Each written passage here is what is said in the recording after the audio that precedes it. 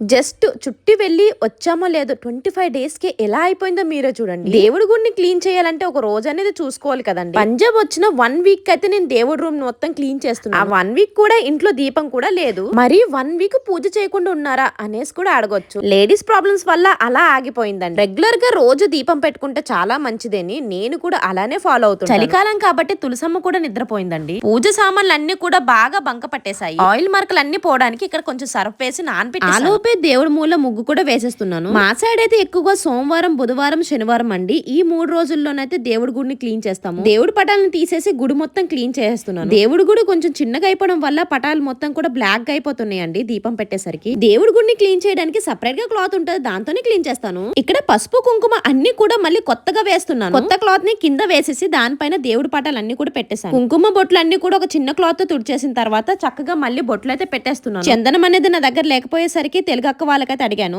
అక్క అయితే ఇచ్చారు నాకు. దేవుడి క్లీనింగ్ కోసం నేను ఏదైనా మిస్టేక్ చేస్తుంటే ప్లీజ్ కామెంట్ సెక్షన్ లో షేర్ చేయండి. ఎందుకంటే చిన్న చిన్న మిస్టేక్స్ నాకు తెలిస్తే నెక్స్ట్ టైం ఇలా చేయకుండా ఉంటాను కదా. చలికాలంలో పువ్వులు దొరకడమే కష్టం అండి. అలానే మేము పెట్టుకున్న వాటిలో 2 పువ్వులు అయితే వచ్చాయి. అలా పెట్టేసి ఎంత పూజ చేసినా కూడా గుమ్మంలో ముగ్గు లేకపోతే ఎలా అండి. మొత్తం క్లీన్ చేసి నేను పూజ చేసేసరికి నాకు 3 అవర్స్ అయితే టైం పట్టింది. నార్మల్ గా అయితే 1 గంట అయితే పట్టేస్తుంది. అలాంటిది వీడియో తీస్తూ చేశాను కాబట్టి 3 గంటలు అయితే పట్టింది. మరి ఈ వీడియో నచ్చితే ఒక చిన్న లైక్ ఇచ్చేసి నేను వేసుకున్న డ్రెస్ చాలా బాగుందండి. ఇందులో కలర్స్ కూడా ఉన్నాయి. అలానే హల్దీ కోసం అయితే చాలా బాగుంటుంది. స్క్రీన్ లో ట్యాగ్ చేశాను. బాయ్.